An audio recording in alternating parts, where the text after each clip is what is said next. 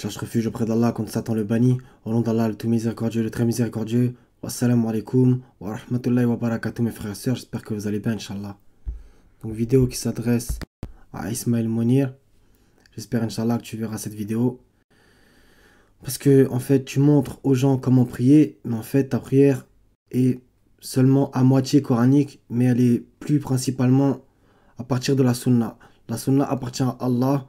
Et Mohammed n'a jamais demandé qu'on lui institue une sunna. Donc je te renvoie Sourate 17, verset 77. Mais pas seulement. Tu sais très bien que le mot sunna existe dans le Coran. Et il n'y a jamais écrit sunna de Mohammed. Premièrement. Deuxièmement, dans ta prière, tu fais énormément d'erreurs. Bon, je te l'avoue, moi aussi je priais plus ou moins comme toi avant qu'Allah m'éclaire sur le sujet. Donc, comment dire, tu rajoutes énormément de choses que tu attribues au prophète. Et dans ta vidéo, tu vas même pas citer un seul verset coranique. C'est quand même grave pour expliquer une doctrine, un dogme, quelque chose d'important comme la prière. Et tu vas pas citer un seul verset coranique aux gens en 17 minutes 26. C'est quand même incroyable. Par contre, tu vas les emmener vers un autre livre que le livre de Dieu, la citadelle du musulman. Au passage, je dis à tout le monde de jamais acheter ce bouquin. Donc, on va commencer tout de suite et je vais te répondre point par point.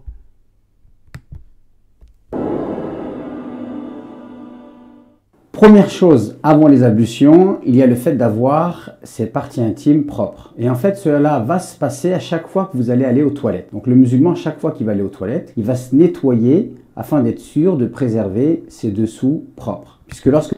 Ça, c'est écrit nulle part. Par contre, t'as pas tort dans un sens, c'est que dans la sourate 4, verset 43, A'udhu billahi minash shaitanir rajim, bismillah. Oh les croyants, n'approchez pas de la salat alors que vous êtes ivre jusqu'à ce que vous compreniez ce que vous dites et aussi quand vous êtes en état d'impureté, à moins que vous ne soyez en voyage, jusqu'à ce que vous ayez pris un bain rituel.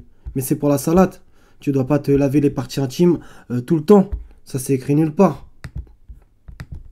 Quand vous faites la prière, il faut que vous puissiez avoir des dessous propres. Vous entendez parfois parler de l'istinja, même nos anciens utilisent ce mot, donc il est possible que vos parents respectifs utilisent ce terme. Donc l'istinja, ça consiste en fait à se laver avec de l'eau. Par contre, si vous avez fait vos besoins et qu'il n'y a pas d'eau, vous pouvez utiliser du papier, comme c'est courant aujourd'hui, et il suffit simplement de s'essuyer au moins 3 fois. Et si vous avez... Bon là, je vais...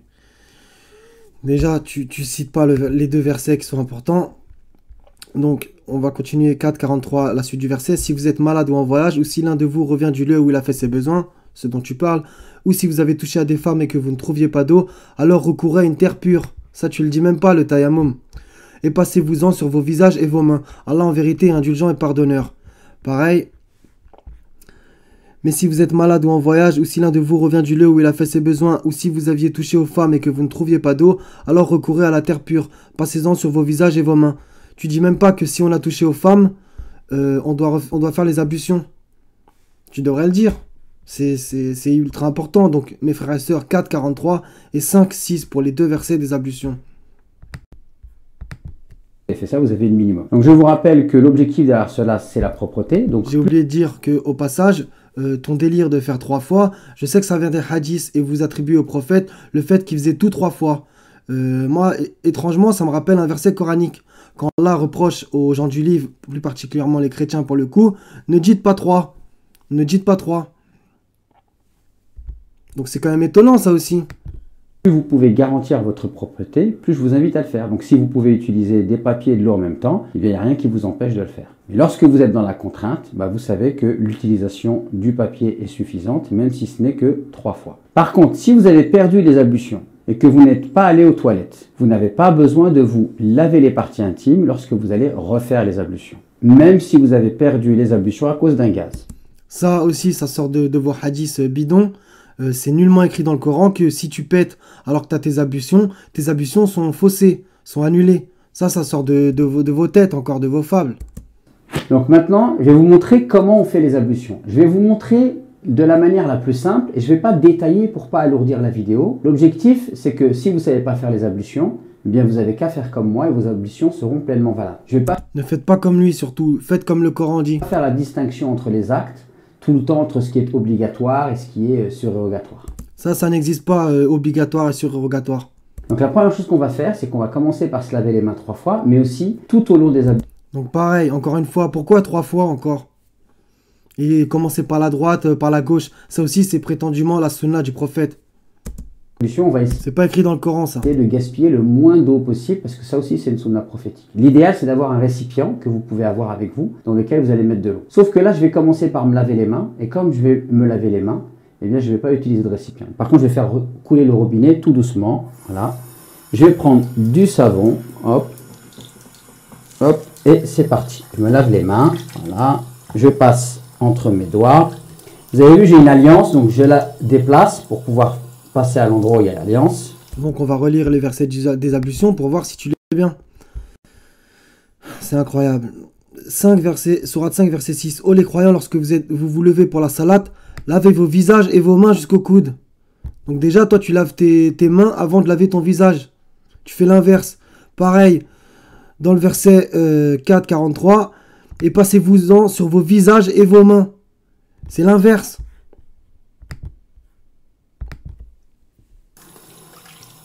Bismillah, et voilà, mes mains sont lavées. Maintenant, je vais commencer les ablutions et je vais commencer par la bouche.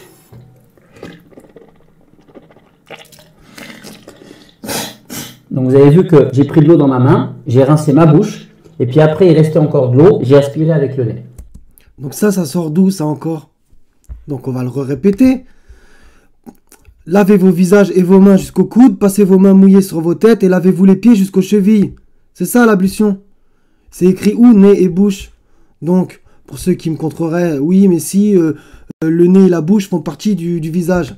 D'accord? Donc, vous n'avez pas de chance puisque le mot bouche existe dans le Coran. Donc, je vous invite à taper bouche et vous verrez que le mot bouche est souvent. Et hélas pour vous, le 13-14, voilà. À lui l'appel de la vérité. Ceux qu'ils invoquent en dehors de lui ne lui répondent d'aucune façon, semblable à celui qui étend ses deux mains vers l'eau pour la porter à sa bouche. Bah tiens, c'est étonnant. Donc je répète, semblable à celui qui étend ses deux mains vers l'eau pour la porter à sa bouche. Bah ça vous ressemble quand même, mais qui ne parvient jamais à l'atteindre. L'invocation des mécréants n'est que vanité. Donc pour le mot nez, bah pas de chance, ça existe aussi. 5,45. Et nous y avons prescrit pour eux vie pour vie, œil pour œil, nez pour nez et oreille pour oreille, dent pour dent. Au passage, oreille pour oreille, notez-le bien dans votre tête, ça va revenir. Les blessures sous la loi du talion. Après, quiconque qui renonce par charité, cela lui vaudra une expiation. Et ceux qui ne jugent pas d'après ce qu'Allah a fait descendre, ceux-là sont des injustes. Au passage,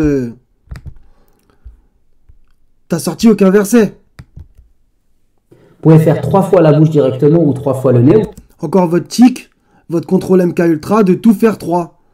C'est incroyable. Faire comme moi, la bouche et le nez en même temps. On recommence une deuxième fois.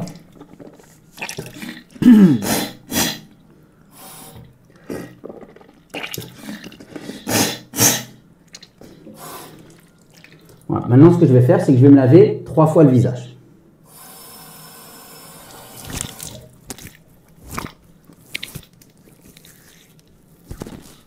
Au passage, si on est vraiment tatillon, tu te l'es pas lavé 3 fois là.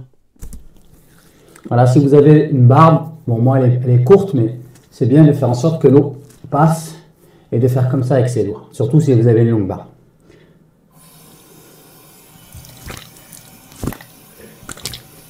Donc tu vois, tu recommences. C'est quoi ces tocs que vous avez? Voilà, donc je me suis lavé 3 fois le visage. Maintenant, je vais me laver 3 fois les avant-bras. Mais c'est les coudes jusqu'aux mains. Parce que certaines personnes font l'erreur de se laver les coudes jusqu'aux poignets parce qu'ils considèrent qu'ils se sont Vous, c'est tout dans le détail, mais c'est incroyable. laver les mains au début. Sauf que le lavage des mains au début, ça ne fait pas vraiment partie des ablutions. Et le moment où le lavage des mains est obligatoire, c'est à ce moment-là. Donc il faut absolument bien faire comme ça. Donc je résume, tu as inversé main et visage, mais par contre ça c'est ultra important. Voilà, comme ceci. Je la frotte et je me lave les mains et les avant-bras jusqu'au coude. Et si j'ai une alliance, je la déplace pour pouvoir passer de l'eau. Une deuxième fois. Et vous avez vu, je gaspille vraiment pas beaucoup d'eau. Hop. Le but, c'est de s'assurer qu'il y ait bien de l'eau partout. Voilà, il y a bien de l'eau partout. D'accord, dans tous mes avant-bras. Je fais le deuxième maintenant. Hop. Moi, quand j'entendais à l'époque qu'il fallait se laver 3 fois, je le faisais vraiment 3 fois. Mais tu le fais 12 fois au moins.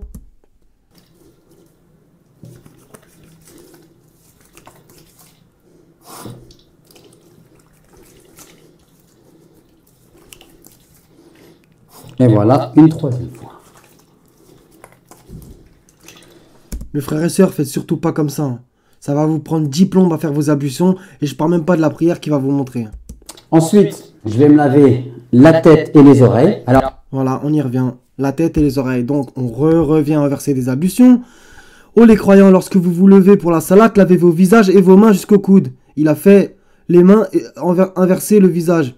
Lavez vos visages et vos mains jusqu'au coude. Passez les mains mouillées sur vos têtes et lavez-vous les pieds jusqu'aux chevilles. Donc, on revient à l'autre verset.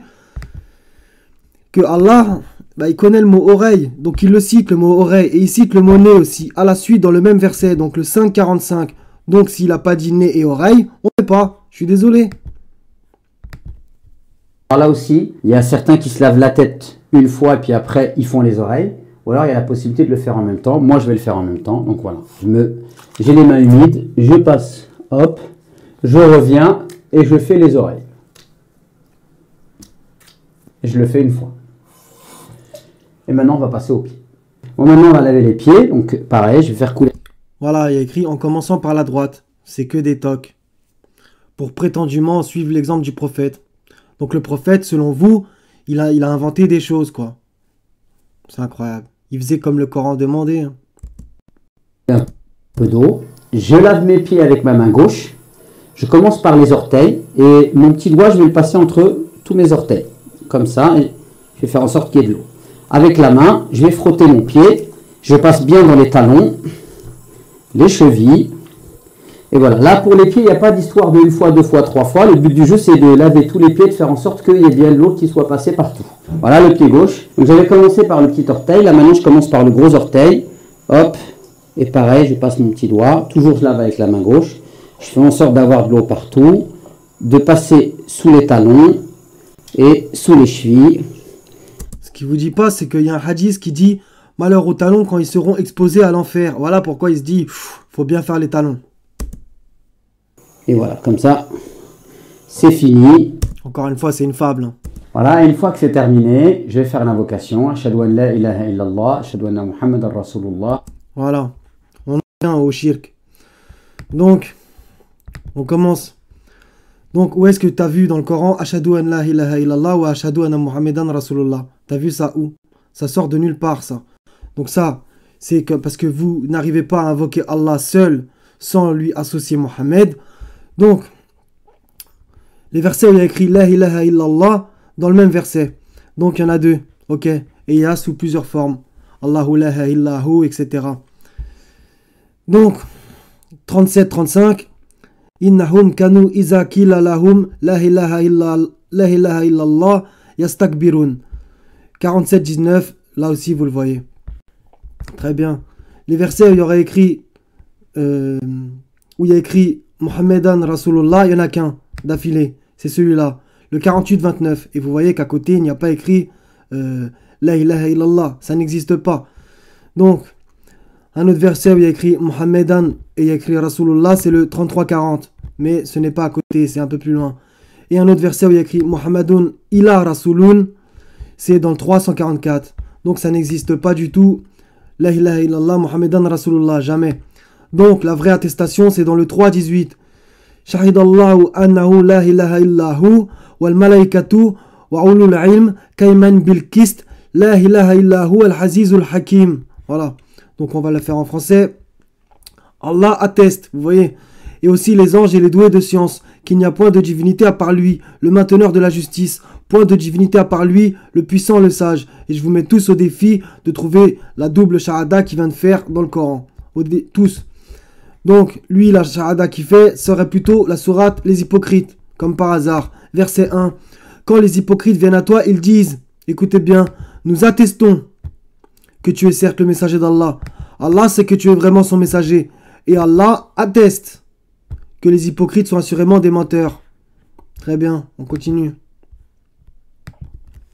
Allahumma ja'alni min at-tawwabin wa ja'alni min al-mutatahhirin. Il est rapporté que celui qui fait cette invocation, alors les 8 portes du paradis s'ouvrent à lui et il peut rentrer par celle qu'il désire. D'accord. On va voir s'il y a 8 portes du paradis. Encore une fois, c'est vos fables. Donc, vous tapez 8 dans le Coran. Le chiffre apparaît 8 fois. 8 en couple, ça n'a rien à voir. Si tu travailles, que tu travailles à mon service durant 8 ans, ok? Et il a fait descendre pour vous 8 couples bestiaux, ça n'a rien à voir. Qu'Allah déchaîna contre eux pendant 7 nuits et 8 jours, ça n'a rien à voir. Et sur ses côtés, les anges, tandis que 8, ce jour-là, porteront au-dessus le trône de leur Seigneur. Donc, il n'y a aucune preuve coranique qu'il y a 8 portes du paradis. Encore une fable. Et en fait, l'une des raisons pour lesquelles les 8 portes du paradis s'ouvrent à nous, c'est que c'est un moment de pureté. Parce que je suis venu faire les ablutions avec l'envie de me purifier pour faire la prière. Et quand je fais les ablutions, en fait, avec de l'eau, je me purifie de l'impureté matérielle. Quand je fais la dua, je rajoute la purification du shirk, puisque j'atteste que... C'est incroyable quand même. La ilaha illallah. Je me purifie de l'hérésie. T'attestes pas que la ilaha illallah, puisque tu rajoutes toujours Mohammedan Rasulullah. Donc, ne parle pas d'unicité après, s'il te plaît. Rajouter des noms humains, non. Dans la religion de la bid'a, parce que je dis que je suis le prophète et personne ne mérite plus d'être suivi que le prophète pour moi à ce moment-là. Et je me purifie également de mes péchés. Et donc là, je suis dans une purification parfaite. Walillahi alhamd. Et maintenant, on va aller faire la prière.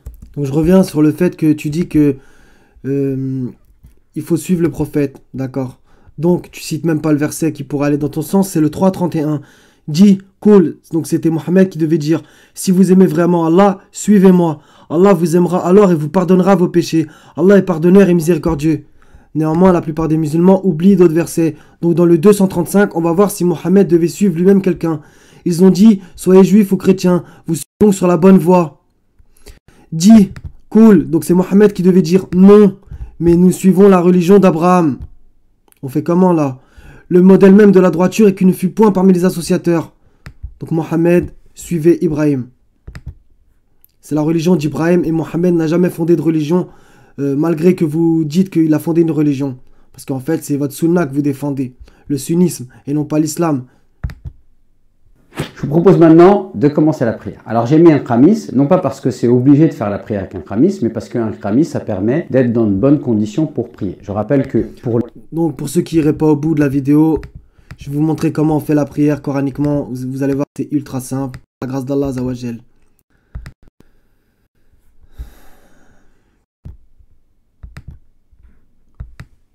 Donc,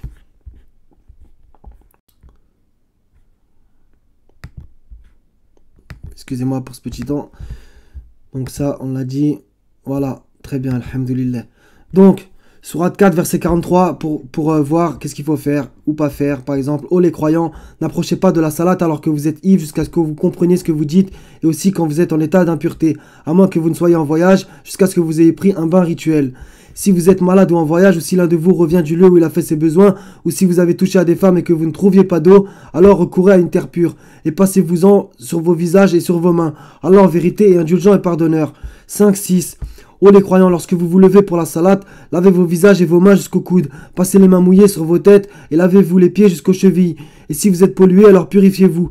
Mais si vous êtes malade ou en voyage, ou si l'un de vous revient du lieu où il a fait ses besoins, ou si vous avez touché aux femmes et que vous ne trouviez pas d'eau, alors recourez à la terre pure, passez-en sur vos visages et vos mains. Allah ne veut pas vous imposer quelque gêne, mais il veut vous purifier et par faire sur vous son bienfait. Peut-être serez-vous reconnaissant. Donc premièrement, les ablutions. Vous allez voir que tout est écrit dans le Coran. Donc deuxièmement, 7:31, ô enfants d'Adam, dans chaque lieu de salade, portez votre parure. Donc il n'a pas tort sur le coup. Et mangez et buvez et ne commettez pas d'excès, car il n'aime pas ceux qui commettent des excès. Donc voilà, ablution, portez sa parure. Troisième étape, 2:238, soyez assidus aux salades et surtout la salade médiane, et tenez-vous debout devant Allah avec humilité. Ce que les sunnites et les chiites font, il n'y a aucun problème, ils se tiennent debout. Ça, ils le tirent du Coran. Même s'ils ne vous le disent jamais. Tenez-vous debout devant Allah avec humilité. Première position. Deuxième chose. 29:45. Récite ce qui t'est révélé du livre et accomplis la salate. Et en vérité, la salate préserve de la turpitude et du blâmable. Le rappel d'Allah est certes ce qu'il y a de plus grand, et Allah sait ce que vous faites. Donc voilà. Récite ce qui t'est révélé du livre et accomplis la salate. Au passage, le livre, ça peut être aussi la Bible. N'en déplaise à certains. Un verset qui va dans le même sens, 17:110, dit, cool, invoquez Allah ou invoquez le tout miséricordieux, quel que soit le nom par lequel vous l'appelez, il a les plus beaux noms. Et dans ta salate, donc on y revient, ne récite pas à voix haute. Donc vous voyez, il y a le mot réciter qui revient. Et ne l'y abaisse pas trop, mais cherche le juste milieu entre les deux. Donc ne récite pas à voix haute, ne l'y abaisse pas trop, mais cherche le juste milieu entre les deux, quand tu récites le livre. Dernière chose, après la salate, 403. Quand vous avez accompli la salate, invoquez le nom d'Allah, debout, assis ou couché sur vos côtés. Puis lorsque vous êtes en sécurité, accomplissez la salate. Car la salate demeure pour les croyants une prescription à des temps déterminés. Il faut revenir au 101 pour voir la contextualisation de ce verset.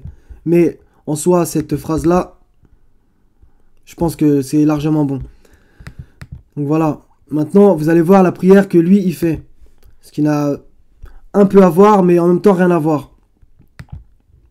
L'homme qui souhaite faire la prière, il faut que les parties qui se trouvent entre les genoux et le nombril soient couvertes, donc pas avec quelque chose de transparent et pas avec quelque chose de moulant. À partir du moment où vous avez ça, vous êtes dans la possibilité de prier. Donc là, moi, je suis dans de bonnes conditions. Bismillah, c'est parti. Pour les femmes qui souhaitent faire la prière, alors elles doivent couvrir tout leur corps, sauf le visage et les mains, voire même les pieds pour certains madhhab. Donc là, c'est l'hypocrisie entre guillemets dite musulmane qui parle. C'est-à-dire que ça, ce n'est pas écrit dans le Coran que la femme doit se couvrir intégralement. Jamais. Il n'y a pas un seul verset qui en parle pour faire la prière. Donc ça vient de la Bible. Donc, 1 Corinthiens, chapitre 11. Tout homme qui prie ou qui prophétise la tête couverte déshonore son chef. Au passage, ça rappelle le truc que vous mettez sur la tête. Toute femme, au contraire, qui prie ou qui prophétise la tête non voilée déshonore son chef. Ok. C'est comme si elle était rasée. Car si une femme n'est pas voilée, qu'elle se coupe aussi les cheveux. Or, s'il est honteux pour une femme d'avoir les cheveux coupés ou d'être rasée, qu'elle se voile.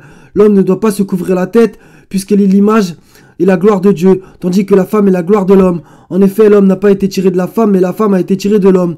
Et l'homme n'a pas été créé à cause de la femme, mais la femme a été créée à cause de l'homme. C'est pourquoi la femme, à cause des anges, doit avoir sur la tête une marque de l'autorité dont elle dépend.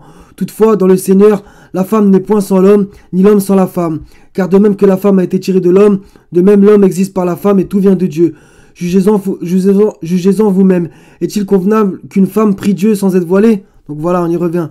La nature elle-même ne vous enseigne-t-elle pas que c'est une honte pour l'homme de porter de longs cheveux, mais que c'est une gloire pour la femme d'en porter parce que la chevelure lui a été donnée comme voile? Si quelqu'un se plaît à contester, nous n'avons pas cette habitude, non plus que les églises de Dieu. Donc, il y a écrit église de Dieu, donc je sais que ça va en choquer certains, on est d'accord. Mais église, ça ne veut pas forcément dire le temple qu'eux, ils ont construit. Bref. Femme fait la prière sans chaussettes, c'est pas la peine de se disputer avec elle dans la mesure où on sait que c'est une question divergente. Est-ce que la femme doit couvrir les pieds dans sa prière? Par exemple, si vous êtes d'obédience hanafite, alors ce n'est pas une obligation pour vous. Alors pour commencer la prière, il y a une chose très importante, il faut rentrer en prière. On rentre en prière par ce qu'on appelle takbiratul ihram. Takbiratul ihram, eh bien c'est le fait de dire Allahu Akbar avec l'intention d'accomplir la prière. Ça n'existe nulle part. Donc, on va voir si Allahu Akbar, ça existe dans le Coran. Donc, vous tapez Allah Akbar. Vous mettez pas le U, comme ça, vous avez plus d'occurrences. Donc, je vous mens pas, je l'ai fait. Donc, on a plusieurs occurrences. Là, je suis à la page 2. Donc, on va aller à la page 1. On va vérifier ensemble, comme ça, au cas où vous ne me croyez pas et que vous avez la flemme de faire la recherche. Donc, là, vous voyez bien que Allahu Akbar, c'est pas écrit à la suite. L'appareil. Là,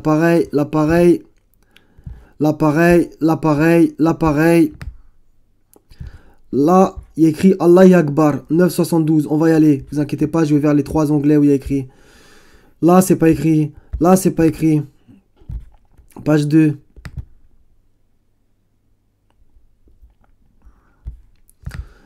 Là, il y a écrit Allah Akbar. Ok. 29,45. Je l'ai ouvert aussi. Il y en a un dernier. 40,10. Allah Akbar. Ok. Et le reste, vous voyez bien qu'il n'y a pas écrit les 2 mots à côté. Très bien. Donc, on va ouvrir celui-là au cas où. Même si les mots ne sont pas à côté.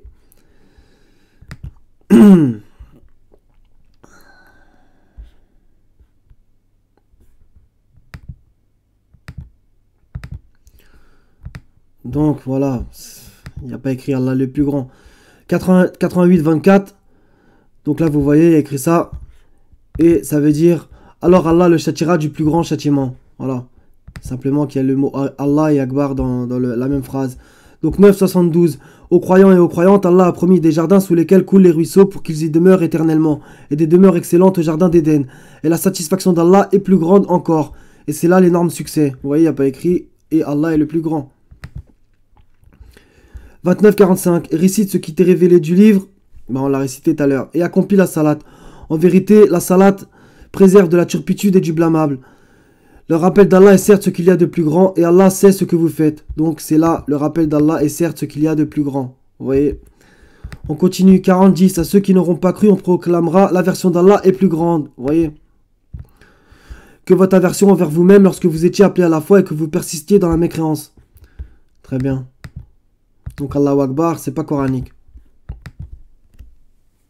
Par exemple, si je veux faire la prière du Dohor, je dis Allahu Akbar avec dans mon cœur l'intention d'accomplir la prière du Dohor. Et à partir du moment où j'ai dit Allahu Akbar, je suis en prière et donc il m'est interdit de parler, de bouger, de manger et je dois rester dans ma prière jusqu'à la fin, sauf cas de force majeure. Là maintenant, je vais vous montrer comment on fait le takbiratul ihram. On met ses mains comme ça, soit la paume des mains à la hauteur des épaules ou alors à la hauteur des oreilles ou entre les deux et on dit Allahu Akbar. Alors vous pouvez faire comme ça, Allahu Akbar, ou alors en même temps, Allahu Akbar et bouger les mains en même temps, ou alors dire Allahu Akbar et après faire avec les mains, les trois sont acceptés. Ensuite, Ça n'existe nulle part encore une fois, c'est dans votre prétendu sunnah attribué à Mohammed.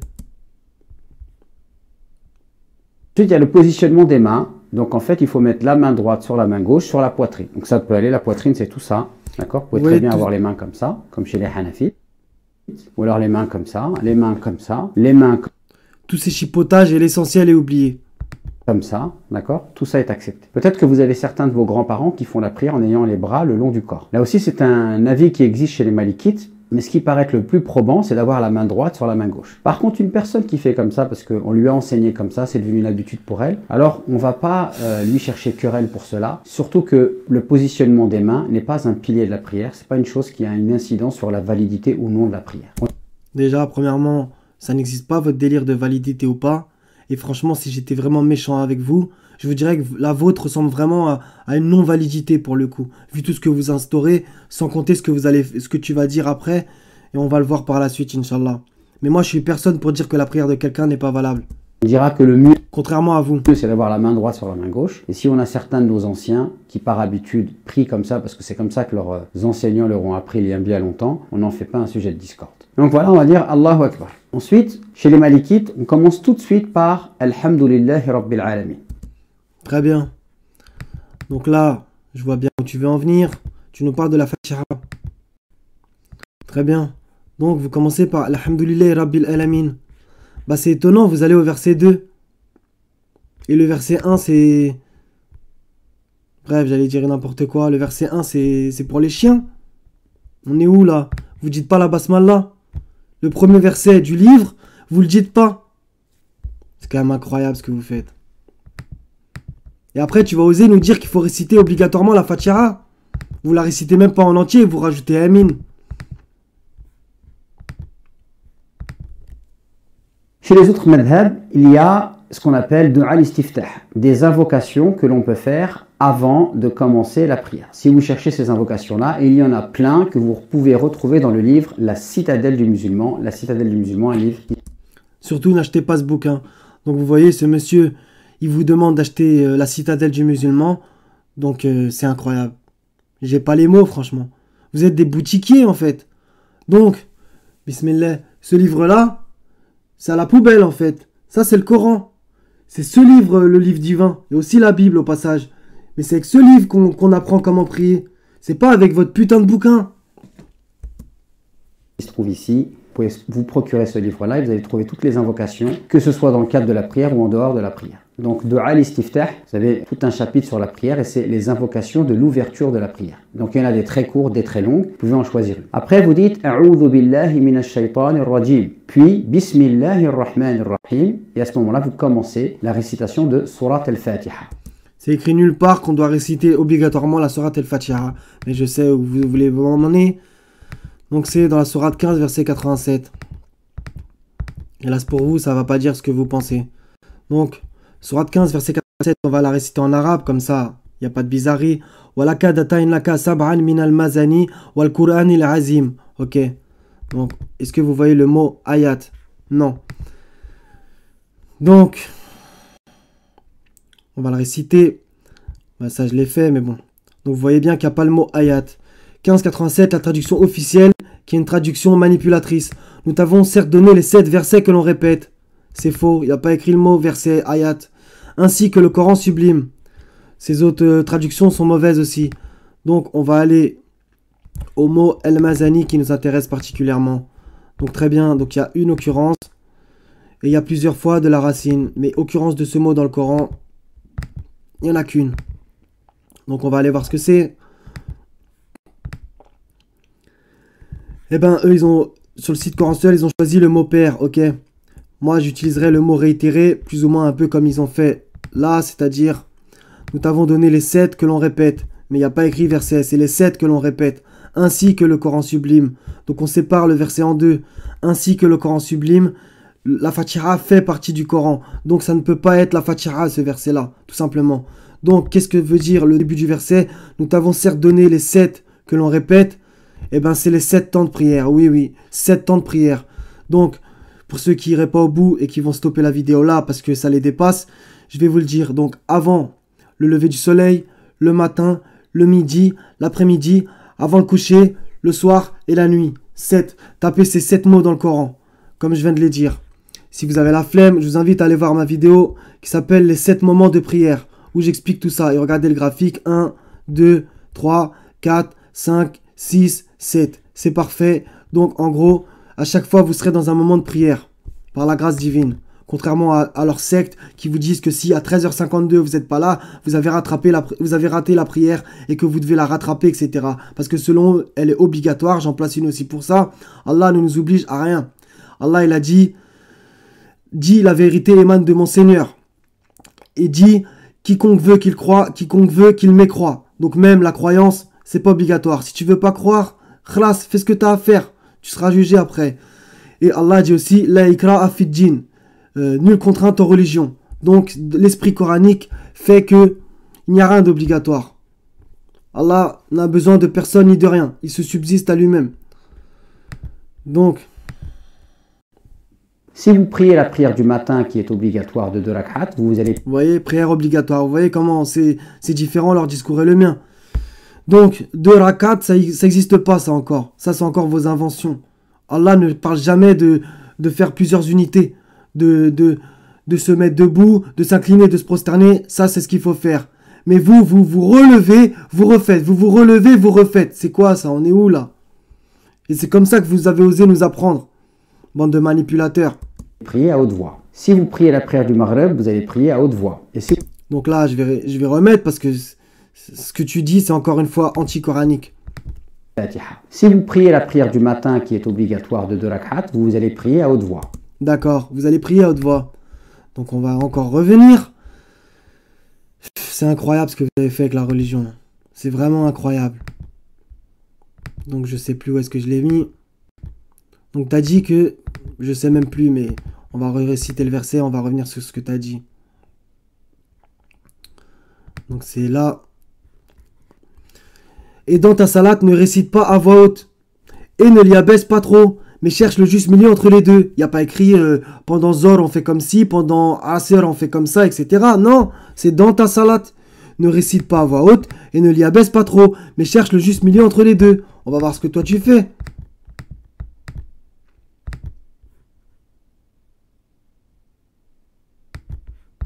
Citation de Surat al-Fatiha. Si vous priez la prière du matin qui est obligatoire de 2 rak'at, vous allez prier à haute voix. Si vous priez la prière du Maghreb, vous allez prier à haute voix. Et si vous allez prier la prière du Isha, vous allez prier à haute voix. Alors quand je dis que vous allez prier à haute voix, vous n'allez pas prier en élevant la voix au point que tout le monde vous entende dans votre appartement, mais vous allez réciter au point de vous entendre vous, pour ne pas déranger éventuellement une personne qui dormirait à côté de vous. Par contre, pour la prière du Dohor, la prière du Asr, alors ce sont des prières qui se prient à voix basse.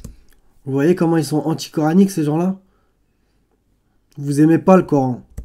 À savoir qu'on ne vous entend pas, vous récitez pour vous. Et si vous priez à côté de quelqu'un, alors il est bien que cette personne-là ne puisse pas vous entendre afin que qu'Allah vous éclaire, Inch'Allah. Vous ne dérangiez pas cette personne. Alors je vous rappelle que ce qui est obligatoire et ce qui représente un pilier de la prière, c'est de réciter Surat al-Fatiha. C'est écrit où ça? C'est écrit où ça? Il y a écrit récite le livre. Mais encore une fois, vous l'attribuez au 15,87 qu'on vient de réciter. C'est incroyable. Parce que pour vous, il y a 5 prières et en plus elles sont obligatoires parce que soi-disant le prophète serait allé les chercher là-haut. Vous vivez vraiment dans les fables. Hein. J'allais dire les contes des mille et une nuits, mais franchement c'est mieux que vos fables. Dans toutes les rak'at. Par contre, ce que vous allez réciter en plus dans la première et la deuxième rak'at, ce sont des choses qui sont surérogatoires. Si par exemple, vous avez oublié de réciter une sourate après le Fatiha, cela n'annule pas votre prière. Mais il est bien de prendre l'habitude de réciter. Il n'y a rien qui annule la prière. Par contre, faire du shirk dedans... Des passages du Coran que vous connaissez après la première rak'at et la deuxième rak'at dans toutes les prières. Une fois que vous avez terminé la récitation du Coran, alors ce que vous allez faire, c'est que vous allez lever les mains, vous allez dire Allahu Akbar et vous allez faire le ruku'. Le ruku'. Encore une fois, Allahu Akbar, c'est pas écrit ça. Quoi qui est l'inclinaison. Voilà, vous allez vous incliner comme ça. Alors je me mets de profil, Donc mes frères et sœurs, les suivez vraiment pas. L'inclinaison, ce qui est bien, c'est que ça fasse un angle droit. Donc vous devez faire un angle droit. Vous allez mettre vos mains sur vos rotules et la tête, en fait, elle est dans le prolongement du dos. C'est-à-dire que la tête, elle n'est pas comme ça. Elle n'est pas comme ça, mais elle est dans le prolongement du dos. Et normalement, là, vous devez apprécier un angle droit. Ouais, quelle minutie. Mais pour le plus important, là... Et quand vous êtes en position inclinée, vous devez stabiliser cette position. Et le minimum, c'est de dire au moins une fois Subhan Rabbil Azim. C'est écrit où ça? Le mieux, c'est de le dire en nombre impair. Vous pouvez le dire donc 3 fois, 5 fois, 7 fois, 9 fois. Vous avez vraiment des tocs. Qu'Allah vous sorte de votre secte. Subhan Rabbil Azim, Subhan Rabbil Azim, Subhan Rabbil Azim. Ensuite, une fois que vous êtes dans cette position, que vous avez terminé de dire Subhan Rabbil Azim, qu'est-ce que vous allez faire? Vous allez vous relever et vous allez dire Sami'a Allahu liman hamida.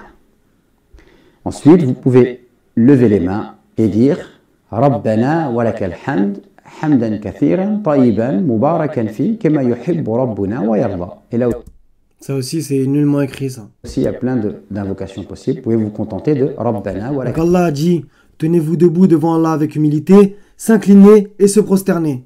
Il n'a jamais demandé de se relever. Jamais. Ensuite, vous attendez d'être stabilisé dans cette posture. Et maintenant, on va aller faire le sujoud, la prosternation. Donc, je descends. Là, je vais dire Allahu Akbar. Et il y a plusieurs manières de descendre. Vous pouvez descendre en posant d'abord les genoux ou alors descendre en posant d'abord les mains. Et il y a des divergences entre les savants sur ces questions-là. Quelle importance. Donc, peu importe l'avis que vous choisirez, il y aura toujours une divergence, mais les différents avis sont valables et acceptés. Allahu Akbar, je vais descendre en sujoud. Donc là, moi, j'ai mis les mains avant et je pose ma tête. Alors, pour faire un sujoud, qu'est-ce qu'on fait? On met les mains en direction de la qibla. Bon, je vais être obligé d'en placer une pour la Qibla. Donc, là, vous allez voir que la Qibla, ce n'est pas ce qu'on nous vend. Donc, Sourate 10, verset 87. La traduction officielle qui est exprès truquée. Et nous révélâmes à Moïse et à son frère, prenez pour votre peuple des maisons en Égypte, faites de vos maisons un lieu de prière. Ce n'est pas du tout ça. Et soyez assidus dans la prière, et faites la bonne annonce aux croyants. La vraie traduction serait celle-là. Nous révélâmes à Moïse et à son frère, installez votre peuple dans des maisons en Égypte, faites de vos maisons des qiblas. Et accomplissez la salat. Faites l'annonce aux croyants. Donc là, il va falloir m'expliquer. Faites de vos maisons des qiblas et accomplissez la salat. Donc ça veut dire que nos maisons, c'est des qiblas. D'accord. Ok. Donc tout ça, c'est spirituel, mais on a tout réalisé. Donc on va trouver le mot, c'est Qiblatan. Ah, j'arrive pas à le trouver, voilà. On y va. Une orientation, officiellement. Donc il y a 3 occurrences, même s'il y en a un peu plus avec d'autres sous la forme... bon, je vais vous les montrer. Occurrence de ce mot, il y en a 3. Occurrence de la racine. Regardez combien il y en a beaucoup. Il y en a énormément. Très bien. Donc c'est principalement entre le 242, 243, 4, 5. Et encore plusieurs fois dans le 45. Au passage, il y a aussi dans le 277. C'est très intéressant. Donc, si vous avez envie de vous tourner vers la Kaaba, moi j'ai envie de vous dire c'est votre problème. Donc, je vous invite à lire entre... On va y aller tout de suite. Sourate 2. À partir de verset 142. Je suis honnête, hein, je vous les sors les versets. Après, vous faites ce que vous avez à faire. 142 jusqu'à 150. Et maintenant, trouvez-moi le mot Kaaba ou la Mecque. Donc je vous mets au défi. Vous allez me dire oui, mais il y a écrit Majid al-Haram. Mais bon, bref, on va pas aller jusqu'à là parce que c'est encore un sujet. Vous êtes peut-être pas prêts, donc bon, j'ai pas envie de vous brusquer non plus. Si vous avez envie de vous tourner vers la Kaaba, faites. Hein. Moi, je le fais pas, perso. Puisque Allah me dit au 2:115, c'est ça que je voulais vous dire en vrai. À Allah seul appartiennent l'Est et l'Ouest. Où que vous vous tourniez, la face d'Allah est donc là. Car Allah a la grâce immense et il est omniscient. Très bien. Donc voilà. Vous avez le droit de prier dans tous les sens. Ce n'est la Qibla, on l'a vu avec le 1087, que leur maison à Haroun et à... Faites de vos maisons des Qibla. À Haroun et Moïse. Donc ça, la Qibla ne veut pas dire un endroit où il faut se prosterner, etc. Rien à voir. On touche le sol avec le front et le nez. D'accord. Et les pieds, vous allez voir que mes orteils sont en direction de la Qibla et mes talons se touchent. Voilà. Vous avez vu, mes talons se touchent et mes doigts de pied sont en direction de la Qibla. Les erreurs à éviter, c'est de faire en sorte que vos coudes touchent par terre, d'être comme ça, puisqu'on dit que c'est la position du chien. C'est étonnant la position du chien. Bah le chien dans le Coran, c'est quand même bon signe. Même si tout à l'heure j'ai dit et c'est pour les chiens. Mais bon, c'était une façon de parler. Mais le chien, j'ai un grand respect pour lui, puisque dans le Coran, c'est lui qui gardait la caverne, pattes étendues. Et vous, vous dites que le chien, il est impur, au passage, à cause de vos hadiths. Vous allez encore une fois contre le Coran. Et le mieux, c'est donc de lever les coudes. Alors, quand vous priez en groupe, vous ne pouvez peut-être pas les écarter parce que vous gênez vos voisins. Mais quand vous priez seul, c'est bien d'écarter les coudes comme ça. Vous voyez, les frères et sœurs, hein, tout dans les détails. Les talons, les trucs, faut ci, faut ça, faut ça.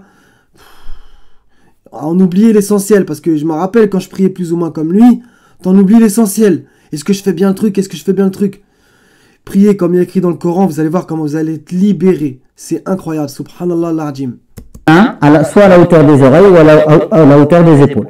Je vous rappelle que l'invocation à dire lorsque vous êtes en soujoud, c'est Subhan Rabbil A'la.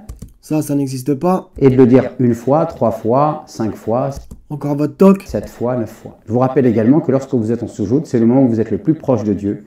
Donc, comme nous dit le prophète, augmentez les invocations. Faites des invocations aussi pour vous. Demandez à Allah de vous préserver de l'enfer. On va y aller, sourate 2. Parce que là, je ne l'ai pas pris, mais... Et quand mes serviteurs t'interrogent sur moi, alors je suis tout proche. Et quand mes serviteurs t'interrogent sur moi, alors je suis tout proche.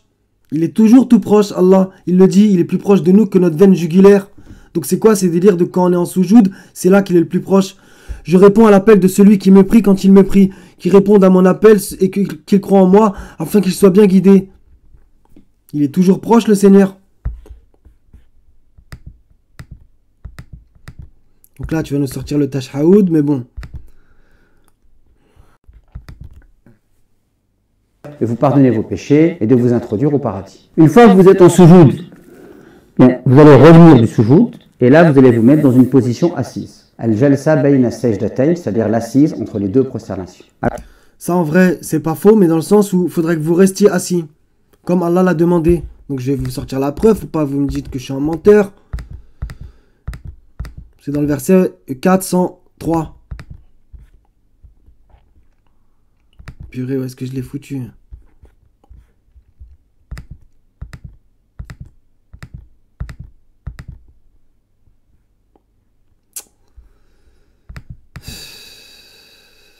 J'ai tellement d'onglets, désolé les frères et sœurs.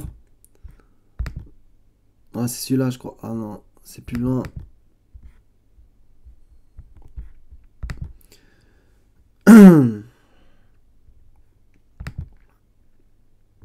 Voilà. 403. Quand vous avez accompli la salat, invoquez le nom d'Allah, debout, assis ou couché sur vos côtés. Ouais. Donc restez assis, voilà. Vous avez accompli la salade, vous êtes mis debout devant Allah avec humilité. Vous êtes incliné, vous êtes prosterné. Vous pouvez rester assis. Si vous voulez, vous relevez pour invoquer Allah, etc. Mais vous recommencez pas 100 fois le délire comme avec leurs 4 rakats ou droit ou 2. Ça, c'est nullement coranique.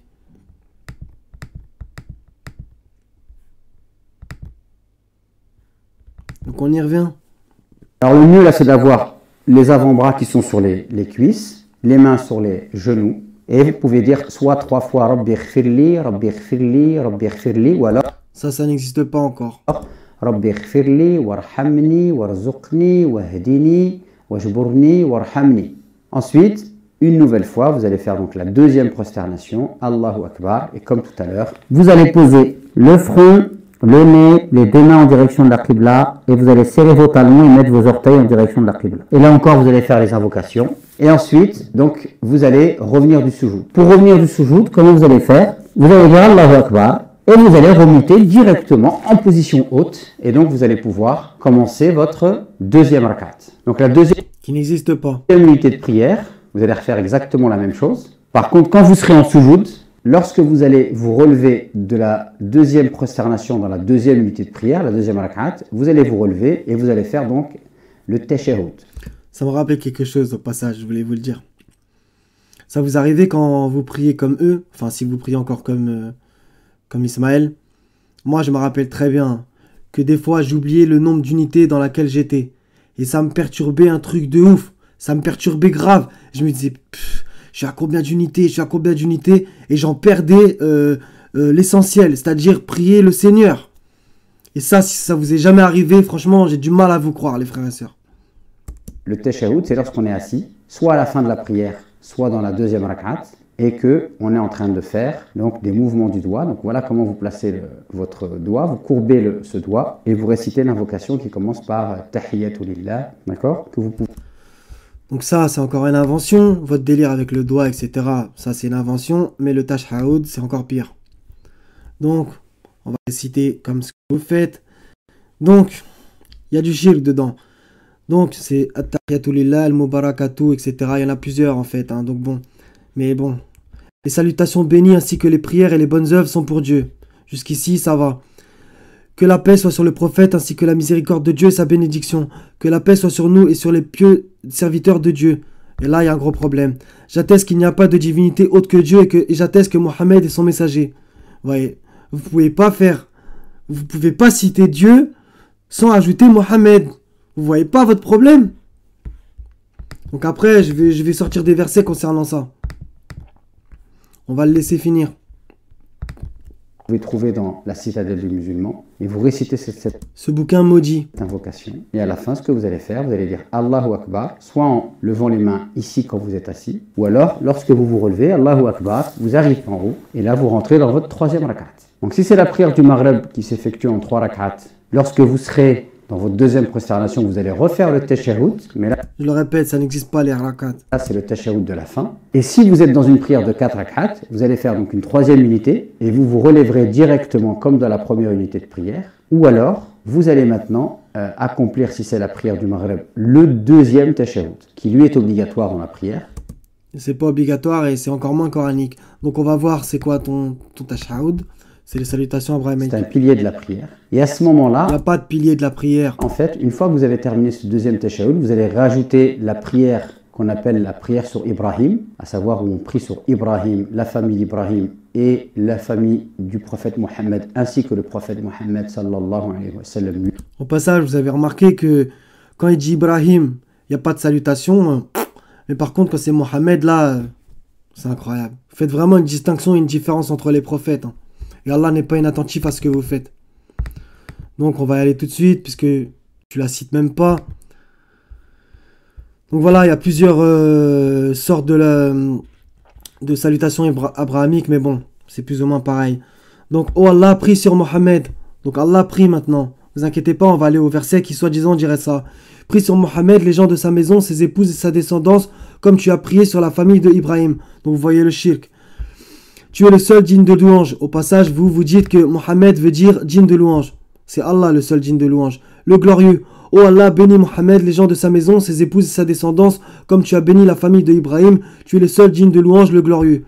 Donc maintenant, on va aller au 33-56 qui dirait soi-disant ça. Dans la traduction officielle, certes Dieu et ses anges prient sur le prophète. Ô vous qui croyez, priez sur lui et adressez vos salutations. D'accord? Mais ça ne peut pas être ça. Donc la traduction droit chemin, elle est pas mal. C'est le submission.org aussi. Dieu et ses anges aident et soutiennent le prophète. Très bien. Ô vous qui croyez, vous l'aiderez, le soutiendrez et le considérez comme il devrait être considéré. Très bien. Très très bien. Mais ces hypocrites ne vous disent pas. Ça c'est dans 33-56. Et dans le 33-43, Allah il dirait ça aussi. Mais en fait, la traduction n'est pas bonne. C'est lui qui prie sur vous. Ah bah tiens, Allah prie sur nous. Bah ça on ne le dit jamais quand même. Ainsi que ses anges, afin qu'ils vous fassent sortir des ténèbres à la lumière. Et il est miséricordieux envers les croyants. Mais bon, Allah ne prie sur personne. C'est nous qu'on le prie. Il est celui qui vous aide avec ses anges pour vous mener hors de l'obscurité vers la lumière. Il est le plus miséricordieux envers les croyants. Très très bien. Donc c'est fini et on va terminer.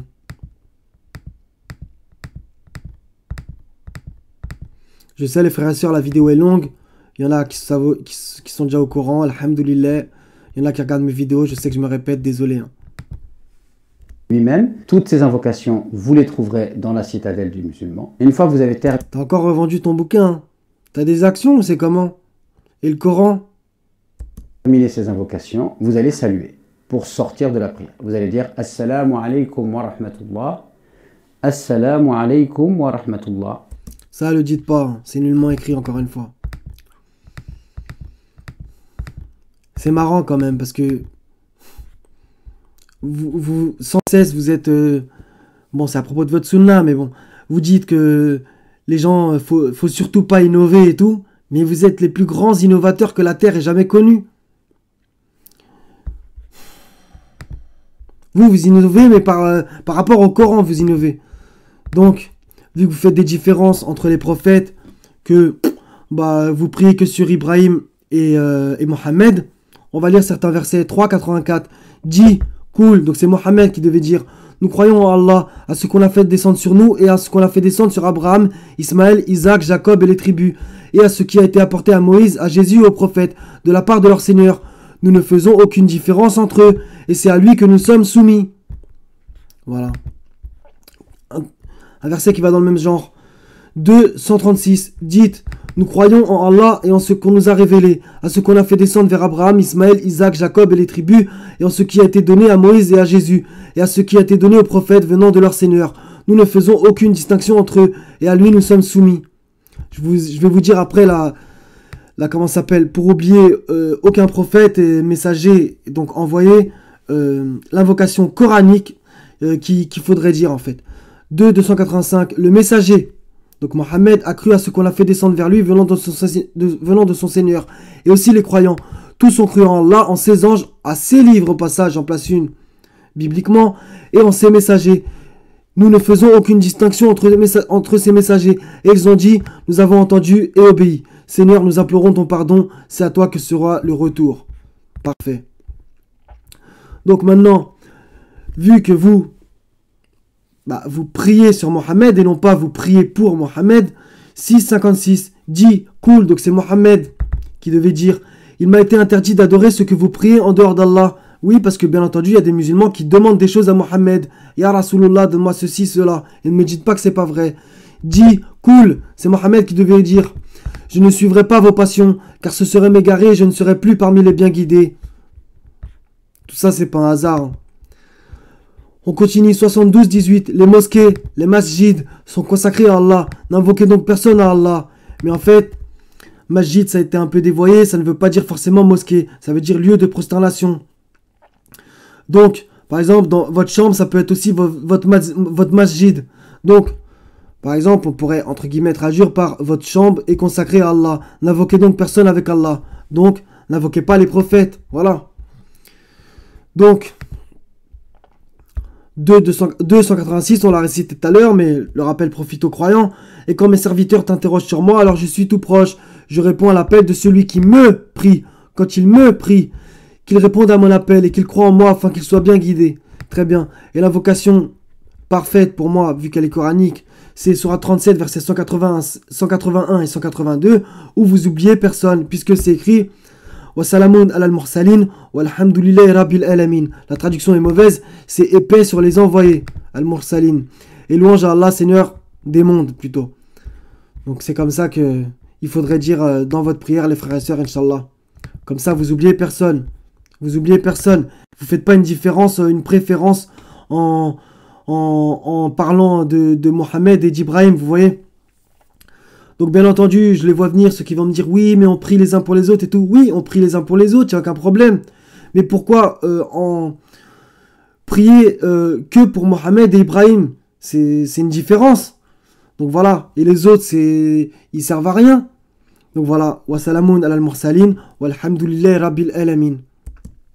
Et vous avez terminé la prière. Une fois que vous avez terminé la prière, il est bien de rester en position assise. Il est dit que celui qui reste en position assise, ça c'est plutôt coranique, on l'a vu tout à l'heure. Il est en train d'invoquer Dieu, tant qu'il reste dans le 403. La position dans laquelle il a prié et qu'il est en train d'invoquer Allah, les anges prient sur lui. Donc vous voyez, il a sorti le 33, 43 et on va un peu aussi 56, même si c'est pour le prophète plutôt. Mais il a sorti le 33, 43, mais il vous donne pas la référence. Et en fait, les anges nous soutiennent, même si on va me dire oui, mais les anges ils prient sur nous, etc. C'est encore un autre débat. Il est bon de dire astaghfirullah, astaghfirullah, astaghfirullah. Donc je demande pardon à Allah 3 fois. Puis de dire 33 fois subhanallah. Il prie pour nous, mais il prie pas sur nous. C'est une petite nuance qu'il faut comprendre. Allah, 33 fois alhamdulillah, 33 fois Allahu akbar. Ça on va remettre parce que c'est franc-maçon. Oui, c'est franc-maçon ça. Astaghfirullah. Donc il y a encore votre délire de 3 fois. Astaghfirullah, astaghfirullah. Donc je demande pardon à Allah 3 fois. Puis de dire 33 fois subhanallah, 33 fois alhamdulillah, 33 fois Allahu akbar. Puis il est bon. Donc 33 fois. Bah c'est étonnant quand même. Ça rappelle légèrement le 33e degré de la franc-maçonnerie. Donc voilà, on reconnaît un arbre à ses fruits. Donc la dite religion musulmane qui n'est pas la religion du Coran, ça c'est le sunnisme ou le chiisme, c'est un peu pareil. Ils ont infiltré en créant la prétendue sunna de Mohammed. Et ça, on est un exemple parfait. Le 33. Au passage, Sourate 33, les coalisés. Les coalisés pourraient être les francs-maçons, pourraient en faire partie. De réciter les 3 dernières sourates du Coran. Il est bon également de réciter ayat. Vous voyez, les 3 dernières, encore le chiffre 3 qui revient. Moi, je vous dis, c'est subliminal pour vous faire tomber dans la Trinité. Et hélas, les 10 musulmans ont créé une trinité. Allah, Mohammed et la prétendue sunna de Mohammed. Oui, je l'affirme.